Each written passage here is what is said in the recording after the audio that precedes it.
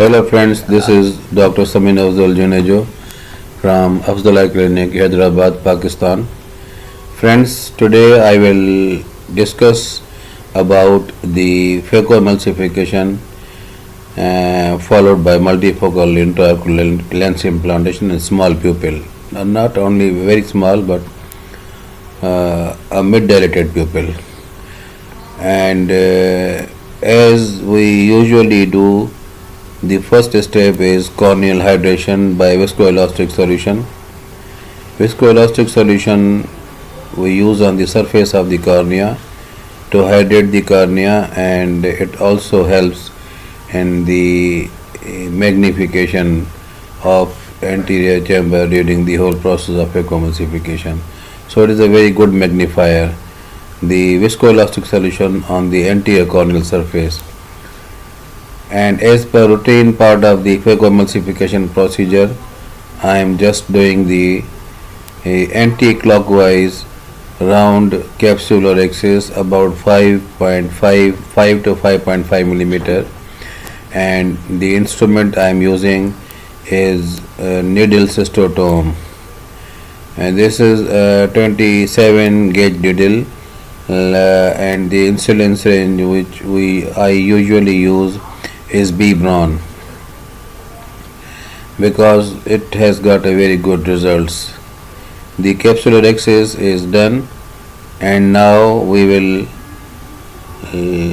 proceed towards the second step of Phaco emulsification, which is full thickness 2-step corneal incision through surgical limbus with the help of a diamond keratome, 2.75 millimeter diamond keratome. Now this is the surgical limbus, slightly behind the gray line or the anatomical limbus. As you see that anatomical limbus in this patient is very clear, and 2-step incision with the diamond knife is given. And now I will go for the second incision, that is the side port incision at about 12 o'clock position, and the incision will be same at the surgical limbus, and 1.4 millimeter straight knife, diamond knife is used to induce the side port incision. Side port incision is a big advantage in case of a Phaco emulsification procedure, because bimanual Phaco emulsification, when we are planning to do, we use the side port incision and we use the chopper through the side port incision, and 1.4 millimeter incision, side port incision. Another side port incision is given at exactly at the opposite to the first incision, that is at 3 o'clock position, in order to negate the astigmatism against the rule, because in this patient the horizontal curve is more than the vertical curve in the plus side, plus meridian. So this is how we want to negate the corneal astigmatism after the surgery, and the patient should have better visual acuity as compared to the state of visual acuity of the patient before surgery. And now the hydrodissection is being done with the help of hydrodissection cannula, and nucleus is mobilized in the bag. It is mobilized in the bag. We should be very cautious about it, because the patient has got a grade 2 cataract and the anterior capsule is very fragile, so there might be a posterior capsular fragility there. In order to save the posterior capsule from going into the rent, we should be very careful. We should not go deeper into the bag or behind the nucleus.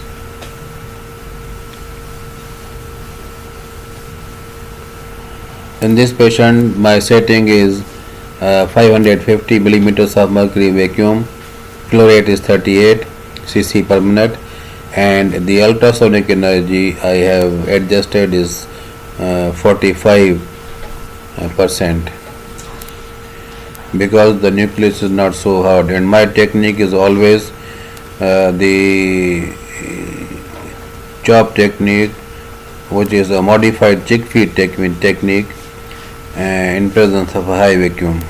I do not use the Phaco energy frequently or vigorously. That's why the patients have comparatively much better visual acuity post-operatively, the first post-operative day. And now the chopper has been introduced to the side port, Phaco tip through the main incision, and the process of phaco emulsification is started. On aspiration mode, all the air bubbles trapped into the anterior chamber are sucked out, and a little central trench is being created through the phaco tip.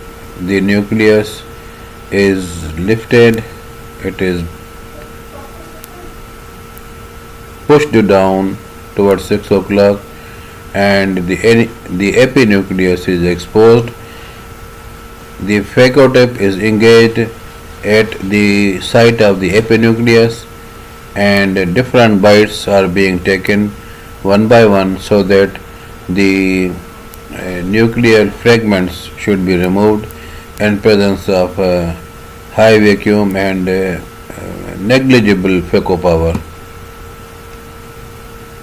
All these things are definitely helping the patient a lot, and there is no need of doing the excessive manipulation. Phaco emulsification is being carried out. The nucleus and the epinucleus is being removed under high vacuum. Negligible phaco power is used only when the phaco tip is very badly engaged. Otherwise, the whole procedure is being carried out under high vacuum of 550, and the chopper is being frequently used in this case. Epinucleus is also removed comfortably, and now the OVD disperser will be injected to deepen the bag and to facilitate the process of irrigation and aspiration through the Simcoe irrigation and aspiration cannula. The viscoelastic into the anterior chamber also lubricates inside the eye and prevents the posterior capsule going into the rent.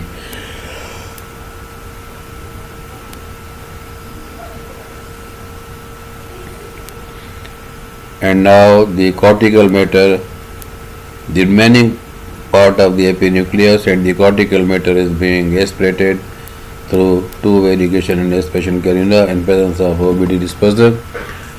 In this way, the phaco emulsification is done along with the irrigation and aspiration of the cortical matter.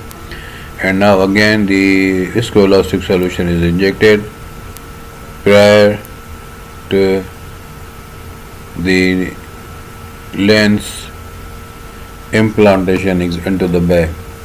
In this case, I have used 4 haptics disc intraocular lens, and this is extremely fine lens and cover all the 3 media: far distance, intermediate distance, and the near reading distance or close distance.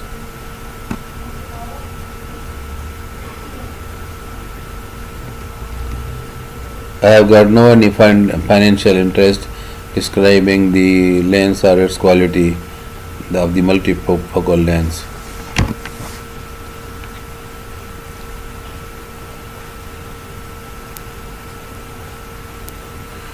Once we instill a bit of viscoelastic solution onto the anterior surface of the cornea at the start of the phaco emulsification procedure, you can see that here it is very clear that the cornea is having no dryness, and the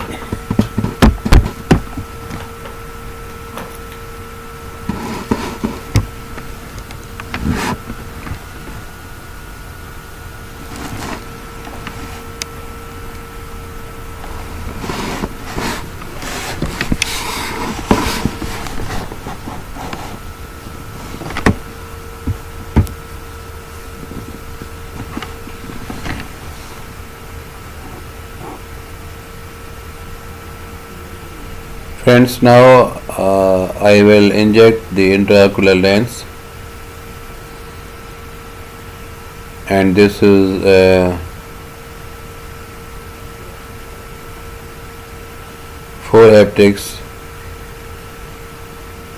multifocal disc intraocular lens, and you will see that through 2.75 millimeter corneal incision, the one piece IOL is comfortably getting its place in the bag. This intraocular lens has got a sound memory. The haptics are very much aligned and they are very comfortably taking their place into the bag. Without manipulation or any dilatation, the lens nucleus is exactly in the center of pupil that we need. Once we have done the multifocal or the bifocal, the toric intraocular lenses, it is very important that we should fix the lens exactly into the center of the bag so that the patient should not develop postoperative visual hazards in the form of diplopia and the light haze, particularly during the night drive, and many other problems when the multifocal or the bifocal or the trifocal lens is not placed or fixed exactly in the center of the pupil.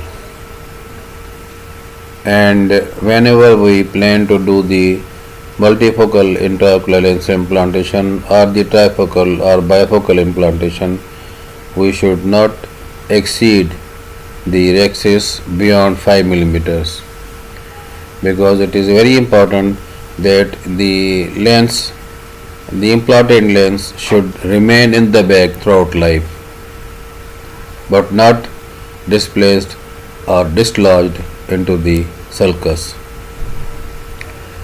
And now at the end of the procedure, the viscoelastic solution which is trapped behind the lens is being irrigated and removed.